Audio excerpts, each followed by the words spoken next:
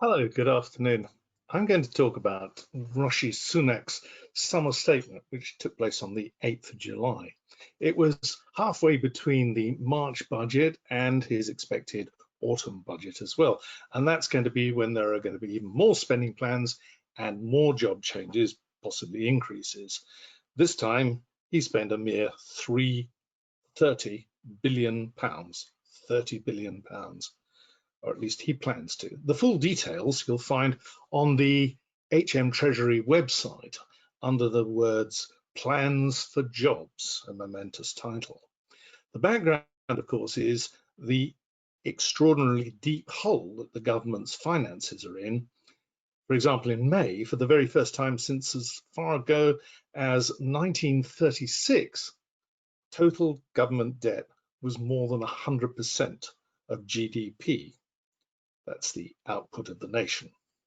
So here's a post-summer statement agenda for actions that investors, employees, employers, and businesses should be considering.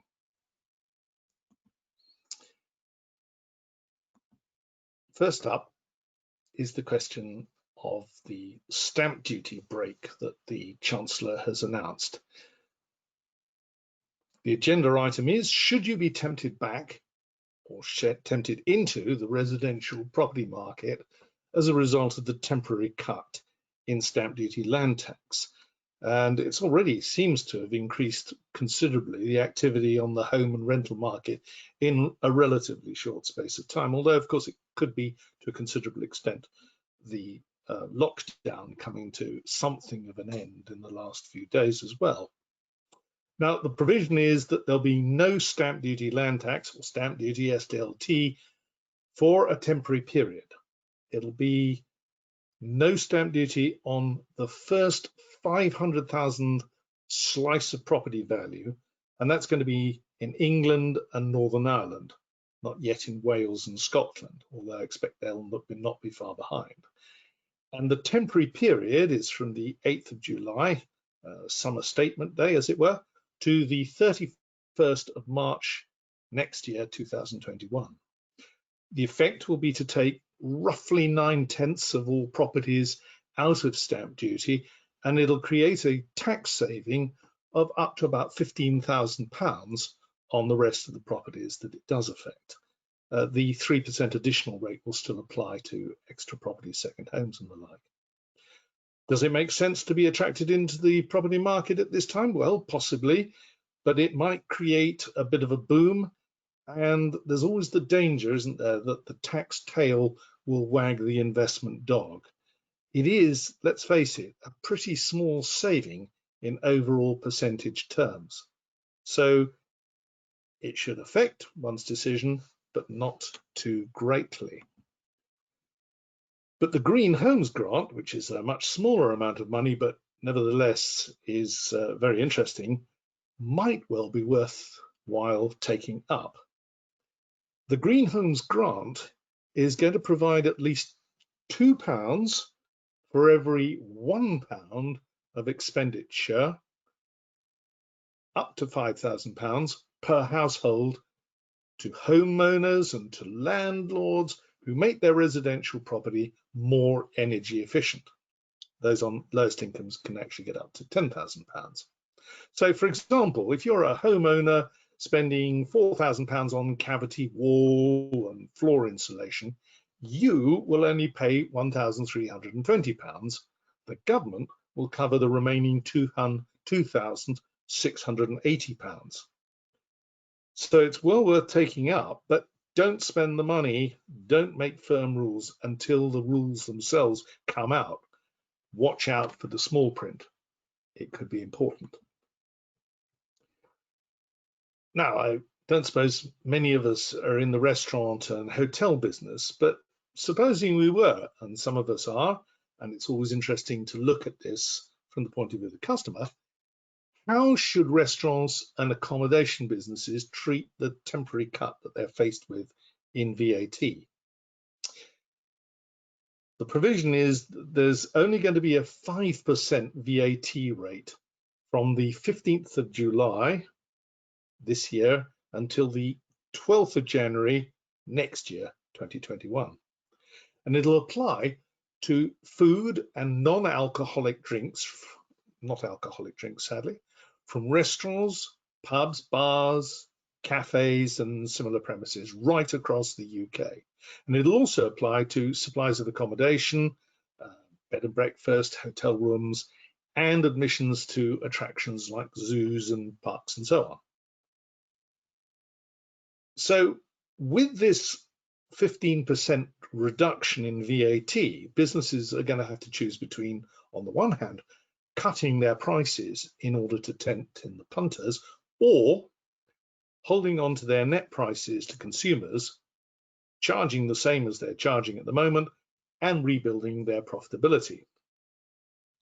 Well, markets differ, businesses differ from one another, but I think probably the advice is that most people who can should probably try to accumulate some reserves for the future and stick with the current net consumer pricing that they've got and take advantage of this situation. It's not going to be the price reduction and tax reduction that's going to get people through the door. It's going to be whether they really want to come to the attraction or not. Employers have got a lot of decisions to make. One of the key ones is whether they should take on new trainees and apprentices to get the new subsidies that are on offer. The most important subsidy is probably the Kickstart scheme. That's certainly the most valuable. That's going to provide work placements lasting up to 6 months for people aged 16 to 24 years old who are on universal credit, who are deemed to be at risk of long-term unemployment. Now, normally that's not necessarily a vast number of people, but now it probably is, ranging from school leavers to university leavers. Government fundings for each job is going to be up to £6,500, and that's intended to cover 100% of the relevant national minimum wage for 25 hours a week, plus employer national insurance contributions and employer minimum auto enrollment pension contributions.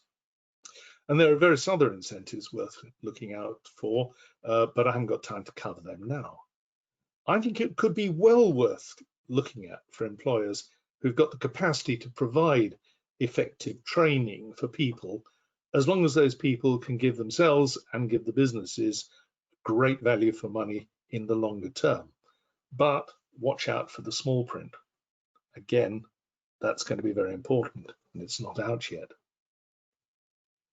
And the last big decision on the agenda, and really big one for many employers, thank heavens not Helm Godfrey, who are not affected by the furlough scheme, is how important will be the job retention bonus in employers' decisions about taking back furloughed employees and keeping them on.